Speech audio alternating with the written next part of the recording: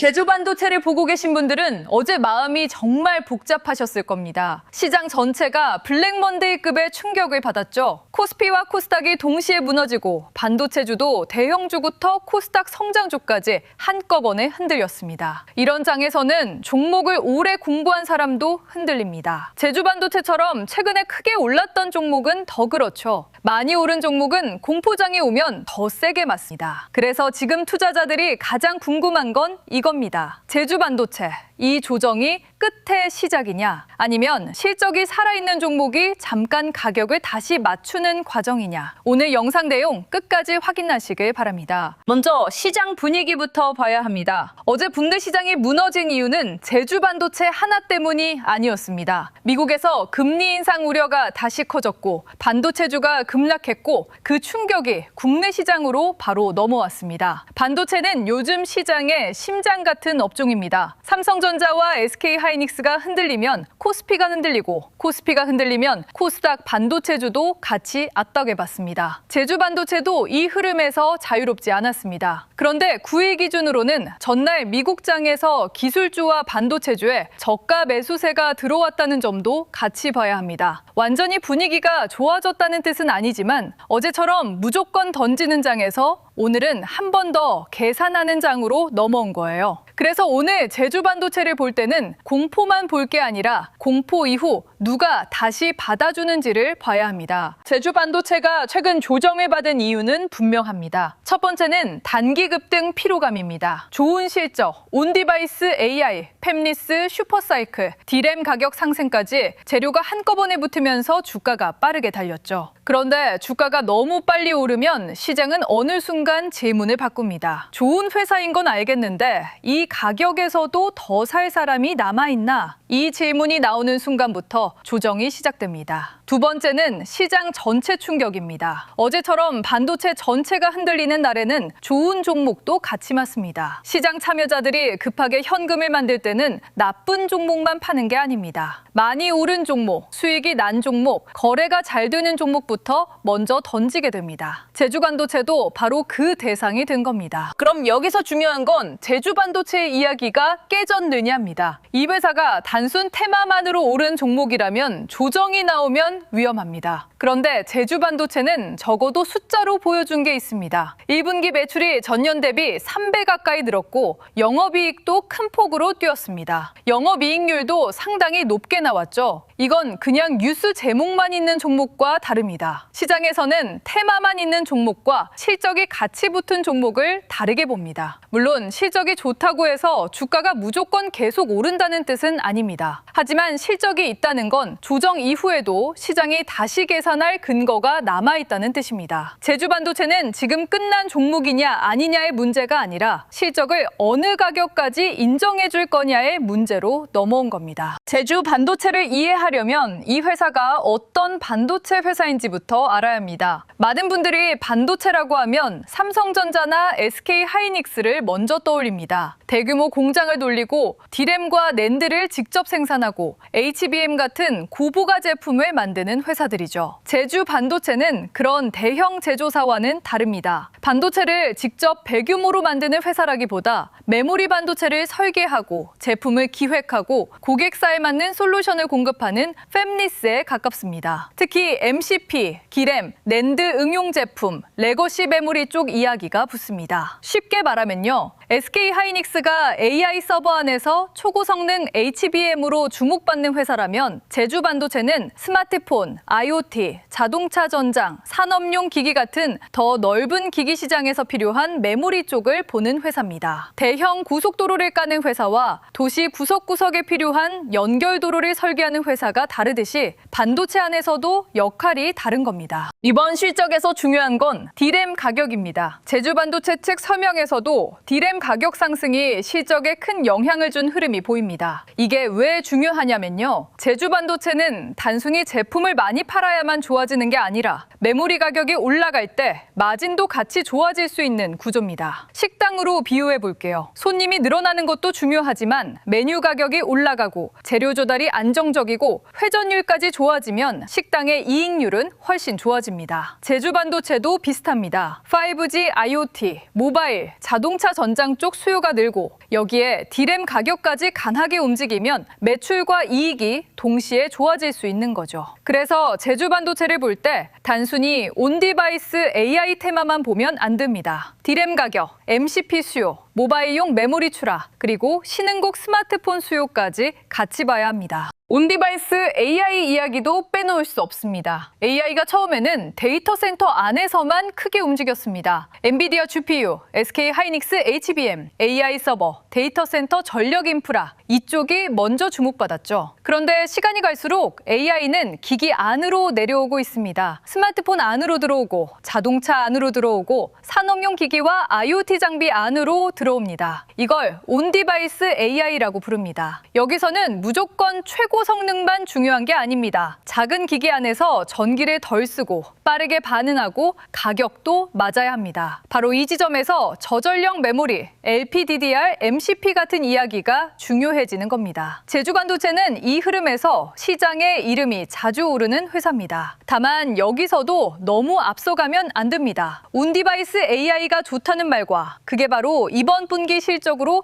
얼마나 반영되느냐는 다른 문제입니다. 좋은 방향과 좋은 매수 자리는 다릅니다. QED-C 방문 뉴스도 투자자들이 관심을 가질 만한 재료입니다. 미국 양자경제개발 컨소시엄 대표단이 제주반도체 판교 사무실을 방문했고 모바일, 자동차 전장, 산업용 IoT 등 다양한 응용처에서의 메모리 반도체 활용 사례에 관심을 보였다는 내용이죠. 이 뉴스는 분명 상징성이 있습니다. 제주반도체가 단순히 국내 중소형 반도체주가 아니라 글로벌 기술 네트워크 안에서 미래 응용처를 논의하는 회사라는 이미지를 줄 수 있습니다. 하지만 이 뉴스는 조심해서 봐야 합니다. 당장 다음 분기 매출을 바꾸는 뉴스라기보다는 장기 기술 협력, 미래 시장, 양자 기술과 메모리 융합 가능성을 보여주는 재료에 가깝습니다. 시장에서는 이런 뉴스가 나오면 상상력이 붙습니다. 그런데 상상력이 주가를 움직일 수는 있어도 오래 가려면 숫자가 따라와야 합니다. 제주반도체에서 지금 더 중요한 건 QED-C 뉴스 자체보다 1분기 실적이 2분기와 하반기에도 이어질 수 있느냐입니다. 수급도 봐야 합니다. 제주반도체 같은 코스닥 반도체주는 외국인과 기관이 어떻게 움직이느냐에 따라 주가의 결이 달라집니다. 개인만 따라붙는 종목은 좋은 뉴스가 나와도 위에서 흔들리기 쉽습니다. 반대로 외국인과 기관이 눌림 구간에서 다시 받아주면 시장은 그 종목을 다시 봅니다. 여기서 중요한 건 하루짜리 매수가 아닙니다. 외국인이 하루 샀다고 해서 바로 반등 확정은 아닙니다. 기관이 하루 들어왔다고 해서 무조건 안전한 것도 아닙니다. 중요한 건 지속성입니다. 외국인이 높은 가격에서 추격하는지 아니면 조정 구간에서 받아주는지, 기관이 단기 급등 후 차익을 실현하는지 아니면 실적을 보고 다시 모으는지 이걸 봐야 합니다. 제주반도체가 다시 강해지려면 좋은 뉴스보다 눌림에서 누가 받아주는지가 더 중요합니다. 가격을 찍는 것보다 그 가격에서 누가 사는지가 더 중요합니다.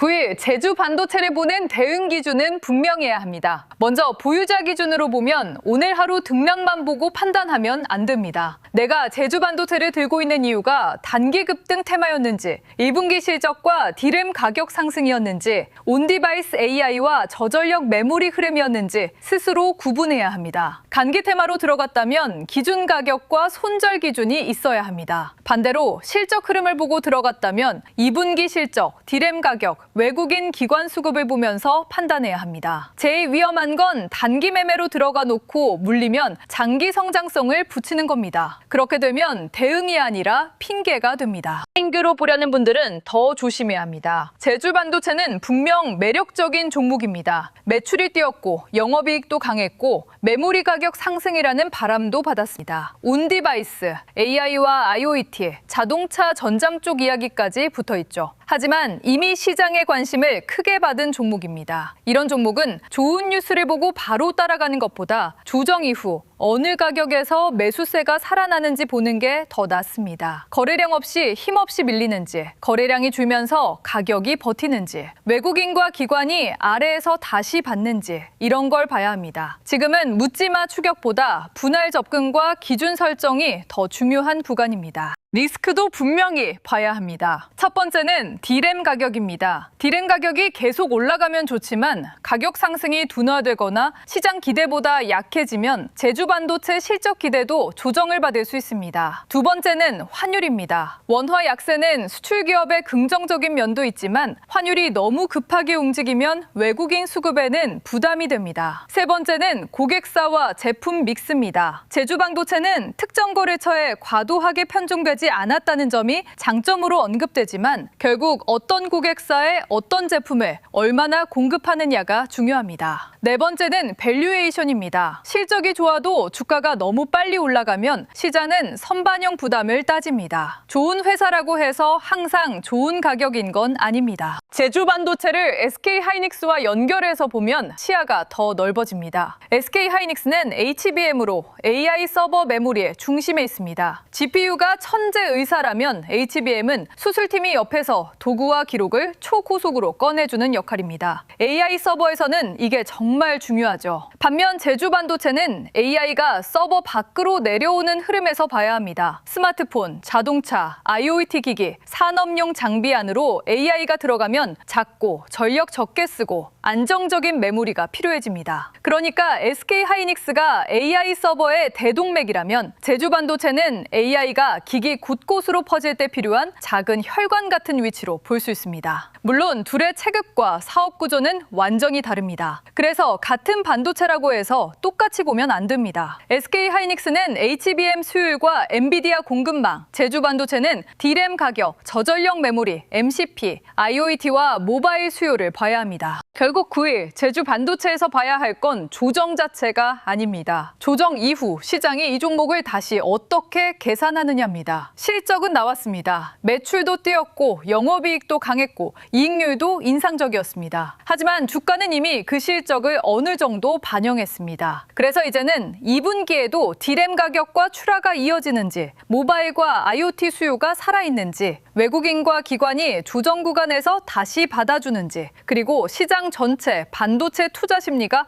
회복되는지를 봐야 합니다. 제주 반도체는 끝난 종목이라고 단정할 단계도 아니고 무조건 다시 간다고 흥분할 자리도 아닙니다. 실적으로 한번 증명했고 이제는 그 실적이 반복 가능한지 검증받는 구간입니다. 반도체 시장은 지금 굉장히 빠르게 움직이고 있습니다. 어제는 블랙먼데이처럼 무너졌고 오늘은 다시 저가 매수와 재평가의 분위기가 나옵니다. 이럴 때일수록 종목 하나만 보는 게 아니라 돈의 이동 경로를 봐야 합니다. 엔비디아에서 시작된 돈이 SK하이닉스 HBM으로 가고 삼성전자와 메모리 대형주로 번지고 그 다음 장비, 소재, 후공정, 팹리스, 온디바이스 AI 쪽으로 내려옵니다. 제주 반도체는 그중에서 팹리스와 저전력 메모리, 온디바이스 AI 쪽에 걸려있는 종목입니다. 영상 아래 더보기란에서 무료 배포 중인 전자책 코스피 8000의 시대 자료도 함께 확인해 보시면 좋겠습니다. 지금처럼 시장이 흔들릴 때는 종목 뉴스보다 돈이 어디서 빠지고 어디로 다시 들어가는지를 보는 게